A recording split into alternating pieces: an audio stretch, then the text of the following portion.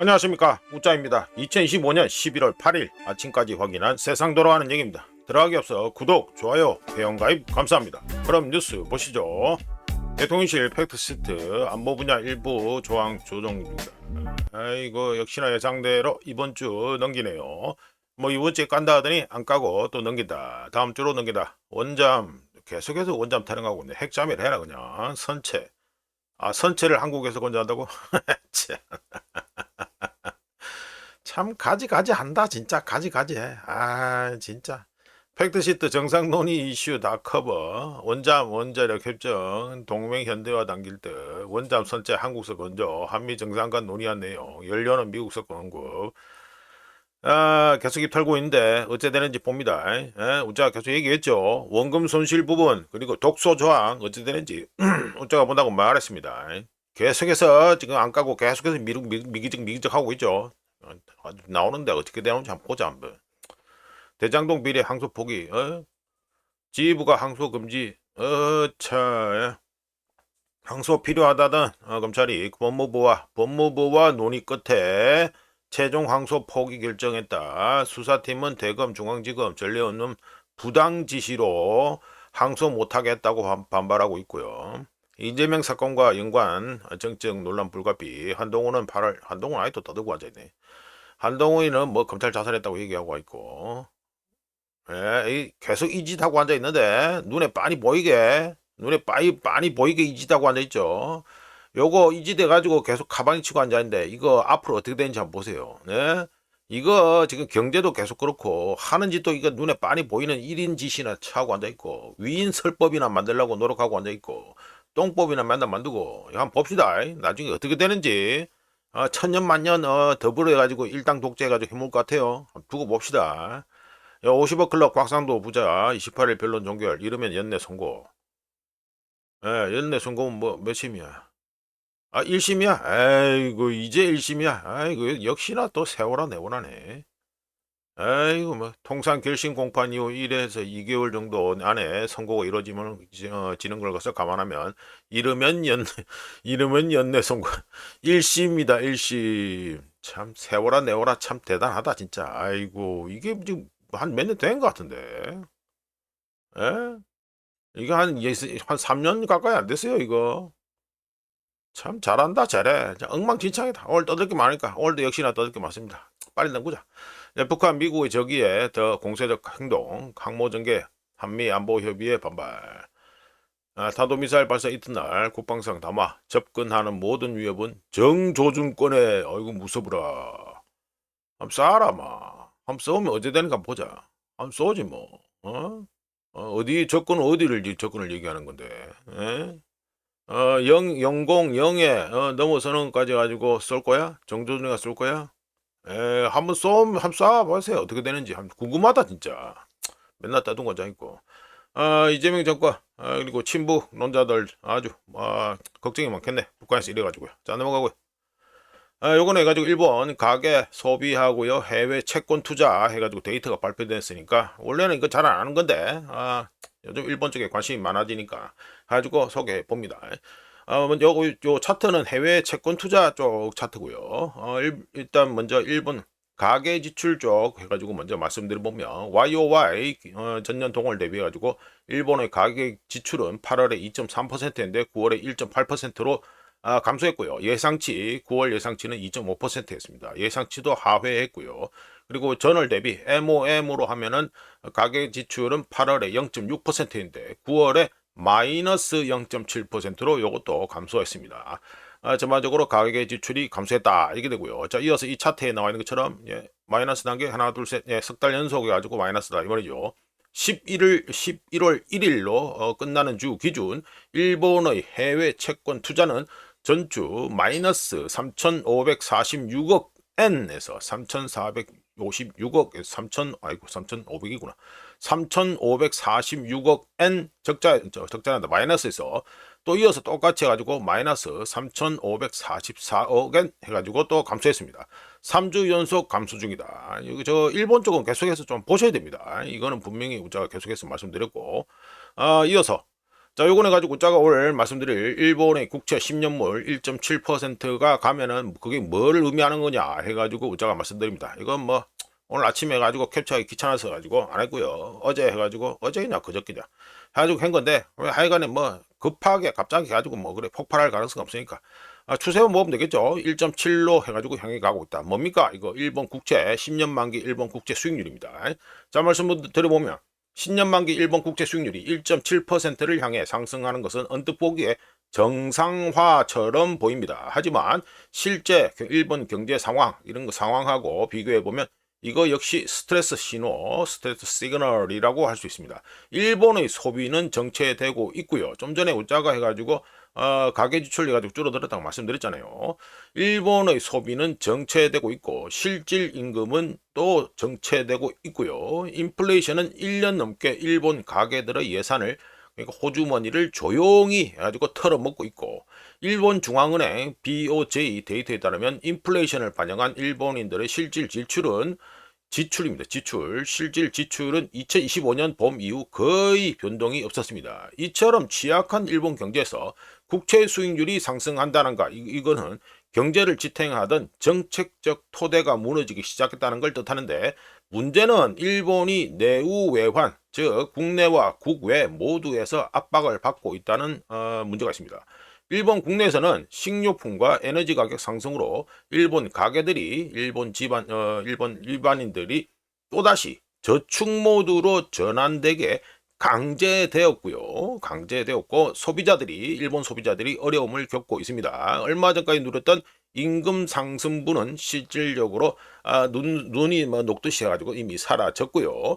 해외에서는 일본 국내에 이어서 해외에서는 미국 패드 연준이 2025년 9월과 10월에 두 차례 금리 인하를 했고 12월에도 추가 인하를 시사하면서 글로벌 금융 상황이 다시 긴축되고 있지요. 예, 긴축되고 현재 그 우자가 계속해서 말씀드리는 달러 유동성 그 문제가 있다. 이거는 글로벌 금융 상황이 긴축이다. 이건데 일반적으로는 어떻습니까? 교과서에서 나온 대로 하면 어떻게 됩니까?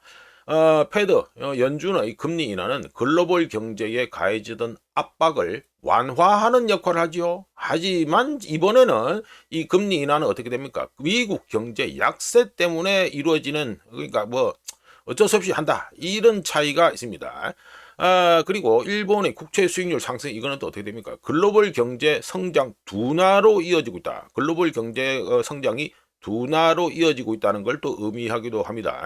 일본 국채 10년 만기 일본 국채 이거의 상승, 수익률 상승은 역사가 흔히 보여주는 경기 사이클 후반부 트랩 덫하고 같은데요. 덫을 놓은 것과 같은데 일본 정부의 부채 부담은 금리가 조금만 상승하더라도 지금 뭐 빚구대기잖아요. 일본이 빚구대기인데 일본 정부의 부채 부담은 금리가 조금만 상승하더라도 장기적으로 엄청난 재정 부담으로 이어지게 되어 있죠. 예, 이어지게 되었습니다. 빚이 구대기로 되시니까 이거를 갖다가 일본 중앙은행도 이 사실을 잘 알고 있습니다. 하지만 일본 중앙은행 입장에서는 이거 지금 이러지도 저러지도 못하는 상황에 현재 갇혀 있고요. 왜냐? 너무 과도하게 일본 중앙은행이 개입하면 엔화가 폭락하고 너무 방치하면 채권 그러니까 국채 변동성이 커지기 때문입니다. 따라서 다카이치가 나와서 이런저런 좋은 얘기하고 뭐 아베노믹스 뭐 다시 부활이다 어쩌고 저쩌고 뭐 계속 얘기하고 있지만 2025년 현재 일본 상황은 성장을 촉진하는 것이 아니라 경기 침체를 관리하는 섬세한 게임을 하고 있다 이렇게 말씀드릴 수 있습니다. 한편 일본이 혼자 자빠라지면 좋겠지요. 예, 혼자 자빠라지면 아무래도 뭐 피해도 안 입히고 좋을 텐데 실제로는 그렇지 않아서 일본이 이 꼴이 나는 것은 미국에도 영향을 미묘하게 끼치고 위험하다 이런 문제가 있습니다. 패드 연준이 금리를 인하하는 동안 일본 채권시장 국채 이게 계속해서 수익률이 상승한다 이래 되면 양국 간 그러니까 미국하고 그 일본의 10년물 요게 국채 스프레드는 좁혀지고요. 이는 엔화 강세와 글로벌 유동성 감소 그리고 미국 경제가 둔화되기 시작하는 시점에서 디플레이션 압력을 서방 세계 전체, 뭐 전 세계라고 할 수 있습니다만 특히 서방 세계 전체로 조용히 확산시킨다는 문제가 있습니다. 결과적으로 다카이치로 대표되는 일본의 경기 부양 노력은 미국의 경기 둔화를 오히려 증폭시키는 피드백 루프를 창조하게 된다는 소리지요. 따라서 언론들에서 일본 국채 수익률이 1.7%로 복귀하는 것을 정상이다라고 이렇게 보도할 수는 있지만 데이터를 갖다 실제로 듣다 보면 그렇게 말하기 힘들다. 정상이다. 이렇게 말하기 힘들고요. 현재 2025년 현재 미국은 소비 정체되어 있고요. 실질소득 감소하고 있고요. 패드 연준의 완화 정책조차 지금 해가지고 두 번 금리 인하했고 12월에도 금리 인하할 건데 이 완화 정책조차 현재 미국 경제에 가해지는 부담을 완화하지 못하고 있습니다.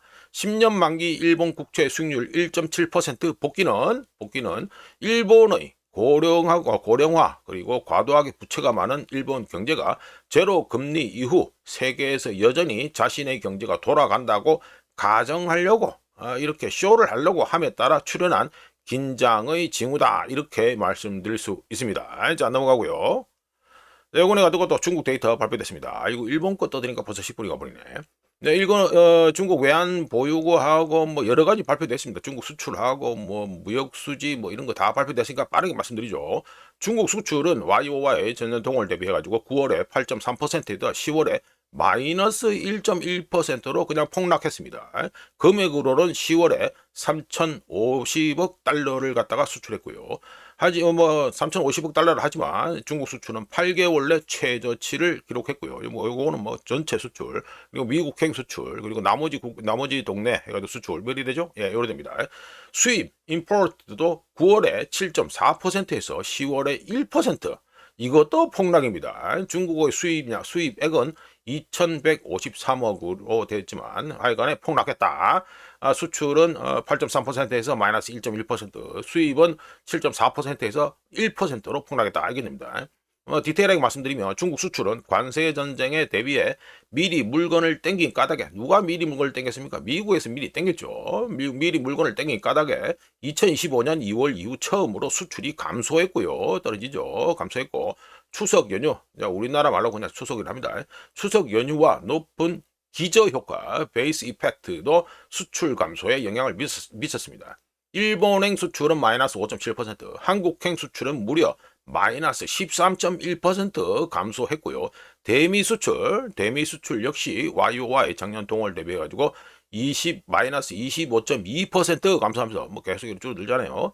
마이너스 25.2% 감소하면서 7개월 연속 두 자릿수 감소를 기록 중이지만 올해 전체 누적 수출, 중국의 수출은 YOY 해가지고 그러니까 YTD죠. 1월부터 해가지고 요 데이터 10월까지 나온 거 해가지고 작년 동기간으로 대비해가지고 하면은 비교하면은 5.3% 증가한 3조 800억 달러를 기록 중입니다. 중국의 수입은 1%로 해가지고 폭락했는데 요게 마이너스를 갖다가 모면하고 요거죠. 요거 1% 됐고 이거 저 수출이고요. 수출이 마이너스 1.1% 된 거고요.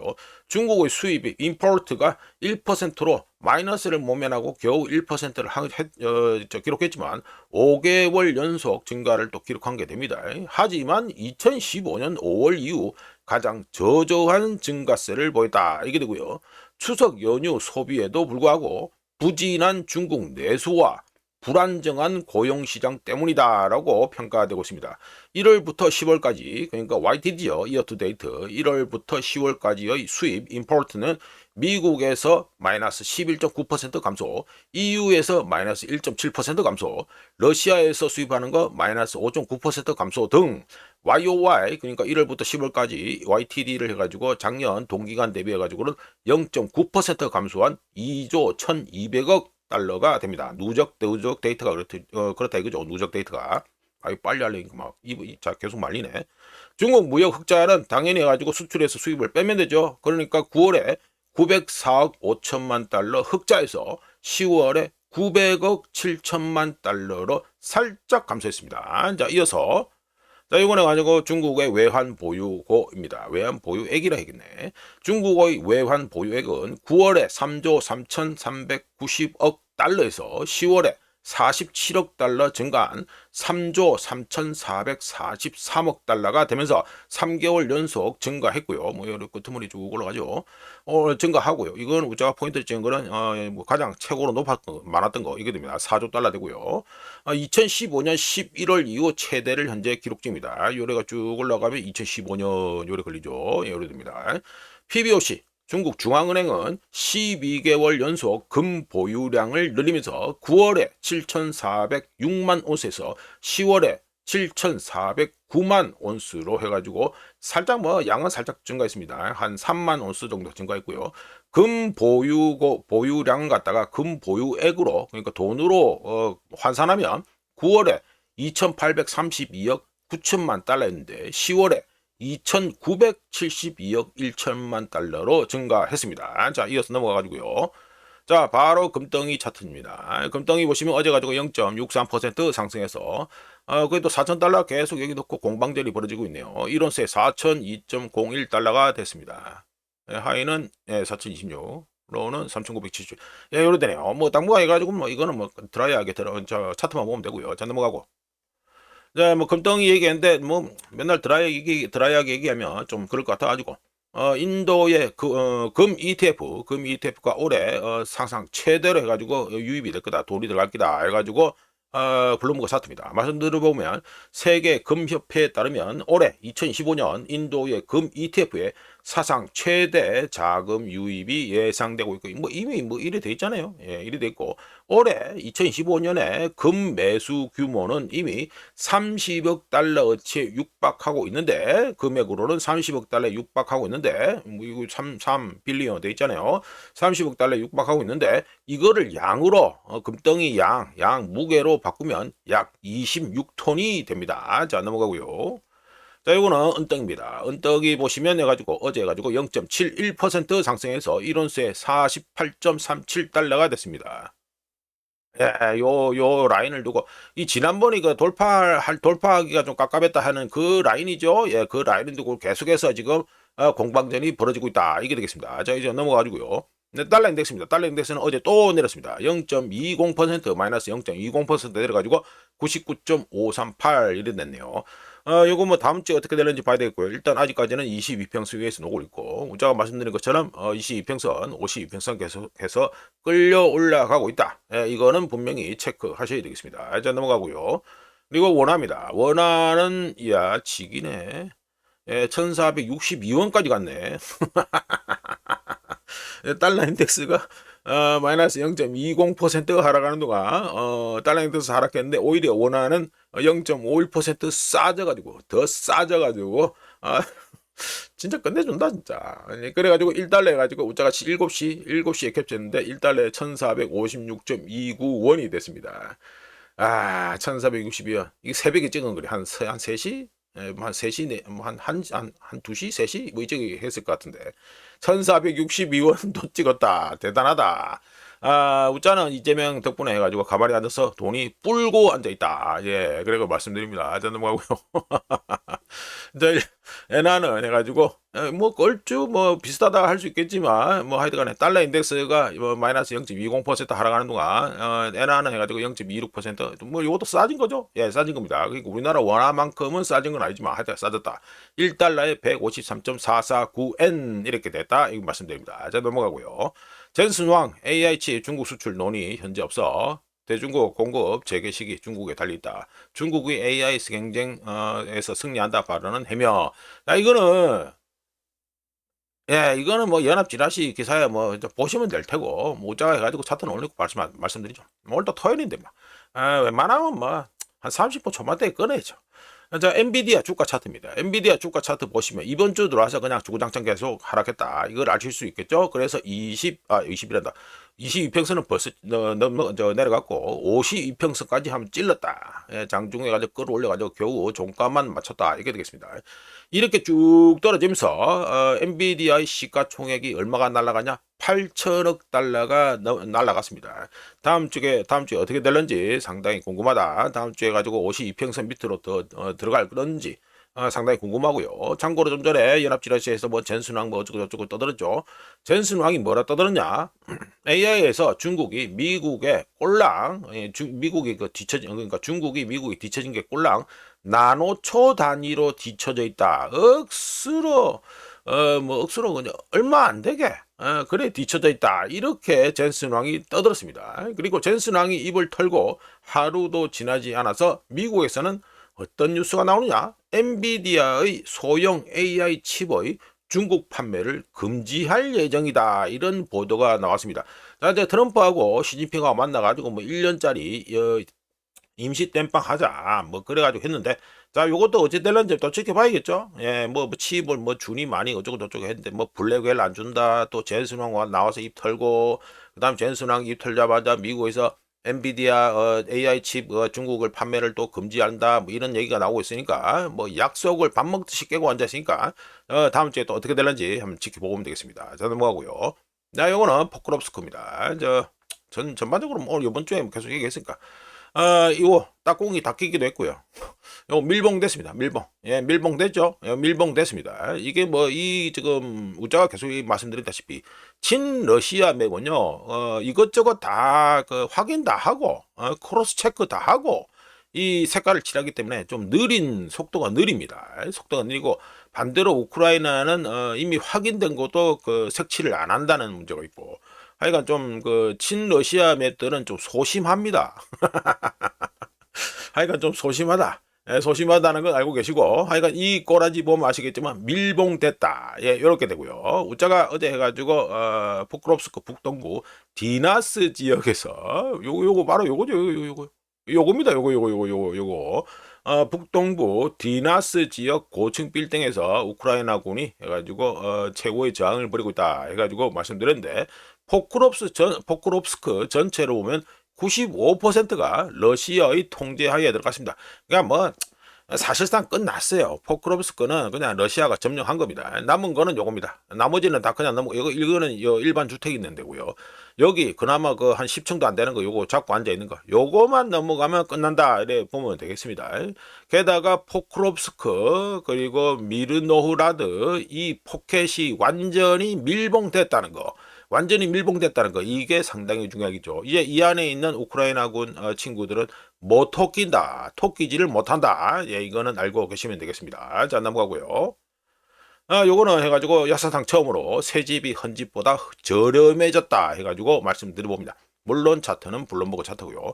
희한하게도 여기 0에 해가지고 터치하고 있죠. 예, 신규 뭐 건설이 해가지고 프리미엄이 베니쉬 그러니까 프리미엄이 사라졌다 뭐 이 말이죠. 자, 말씀드려봅니다. 신축 주택 가격이 마이너스 프리미엄 영역을 향해서 잠수하고 있는데 이거는 역사상 처음 있는 겁니다.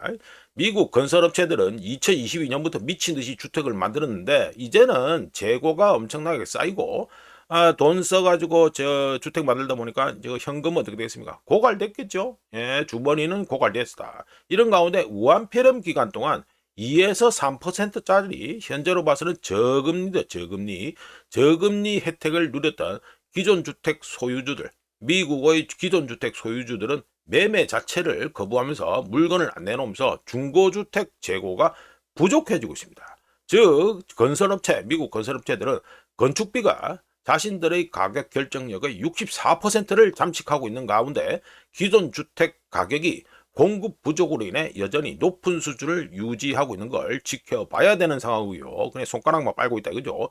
덕분에 건설업체들은 신축 주택 판매를 위해 할인과 각종 인센티브를 제공할 수밖에 없습니다. 이 관련해서 우자가 이미 해가지고 한 보름 전인가 뭐 말씀드린 바 있습니다. 덕분에 신축 주택 가격의 프리미엄이 마이너스로 향하고 있고요. 핵심 문제는 뭐겠냐 하면은 건설업체들이 파산하지 않고서는 더 이상 높은 비용을 감당할 수 없다는 점이고 그 결과 마진 압박을 그대로 견뎌야 되는 상황에 몰려 있다는 것입니다. 여기에다가 문제가 또 뭡니까?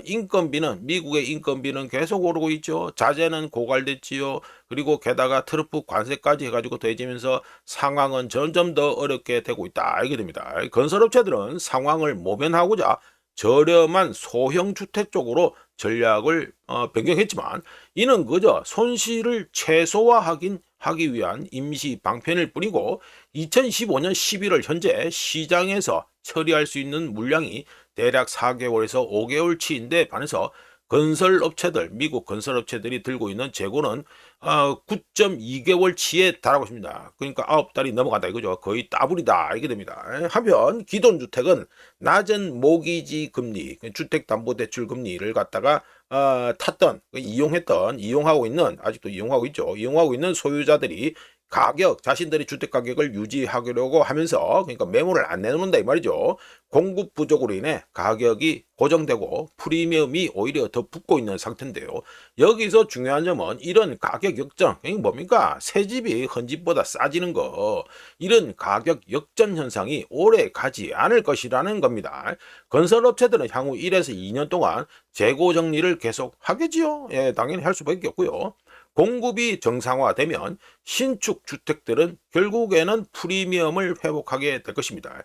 물론 금리, 특히 뭡니까? 주택담보대출 금리가 싸지지 않으면 판때기 자체가 정상화될 가능성은 낮지만 말이죠. 관련해서 우자가 패드 연준이 해가지고 주택 MBS, 그러니까 주택담보증권 이거를 갖다가 처리하고 10년 만기 국채를 가지고 비중을 바꾼다라고 제가 이미 소개시켜 드렸는데, 그러면 어떻게 됩니까? 주택담보대출 금리가 내려가겠어요, 올라가겠어요?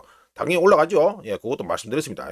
마지막으로 수요가 죽으면서 기존 주택 매매는 재고가 30%나 증가했음에도 불구하고 매매 자체는 아예 오히려 감소했고요. 금리가 폭락하거나 미국인들의 주택 구매력이 마법처럼 하룻밤 사이에 좋아지기를 기다리면서 시장 자체가 완전히 얼어붙은 상태다 이게 됩니다.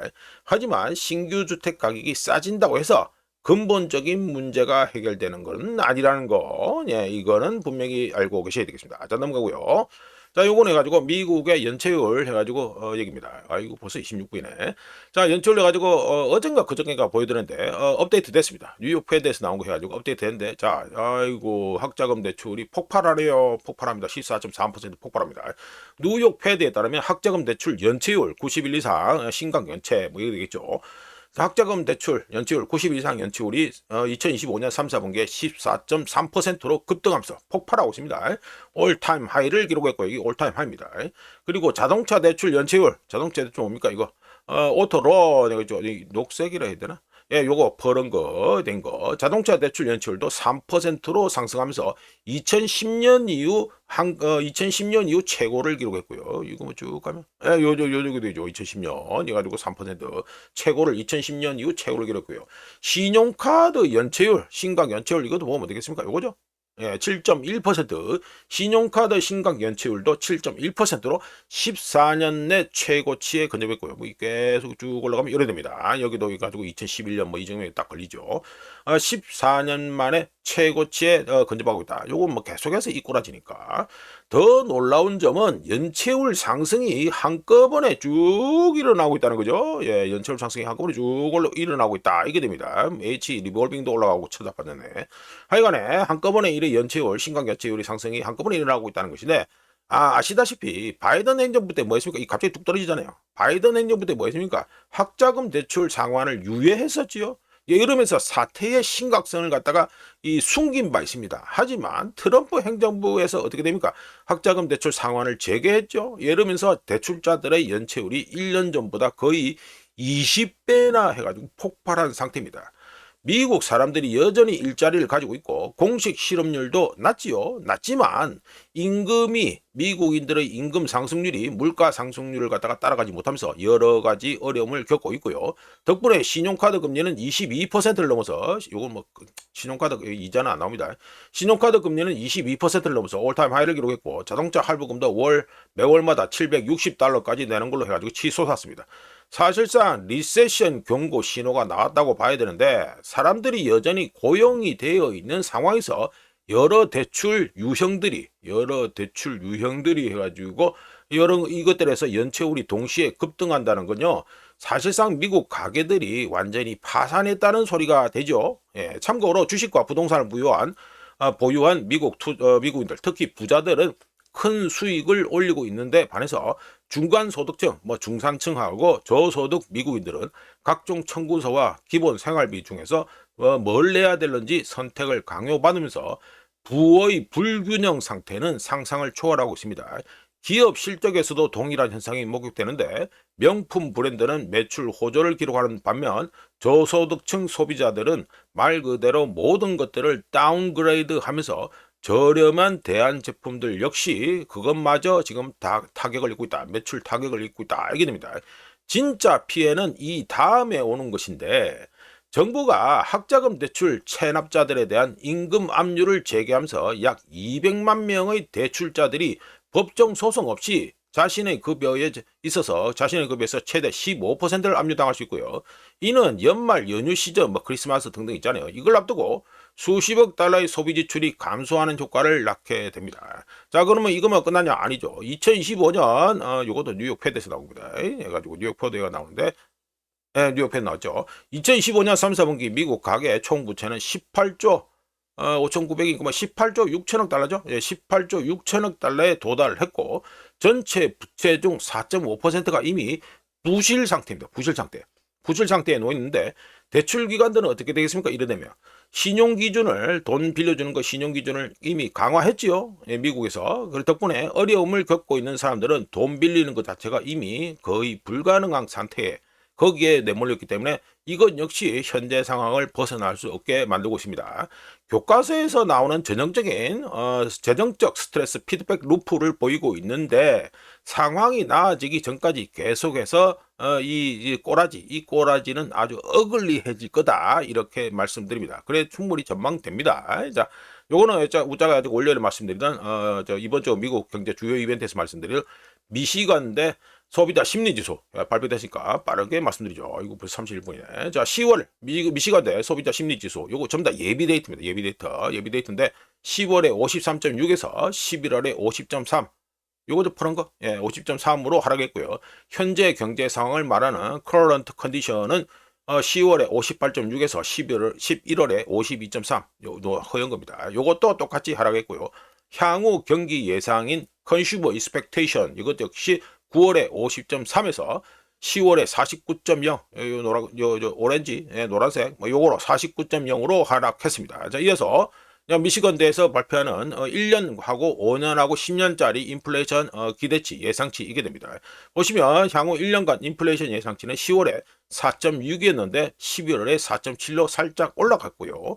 그리고 5년에서 10년 동안 향후 5에서 10년 동안 인플레이션 예상은 10월에 3.9%였는데 11월에 3.6%로 하락했습니다. 자, 요거만 하고 끝나면 좋겠다 싶은데 아니고 또 있습니다. 뉴욕 패드에서 나온 최신 데이터에 따르면 향후 1년간 인플레이션 예상치 중간값은 얼마나 3.24%가 되고요.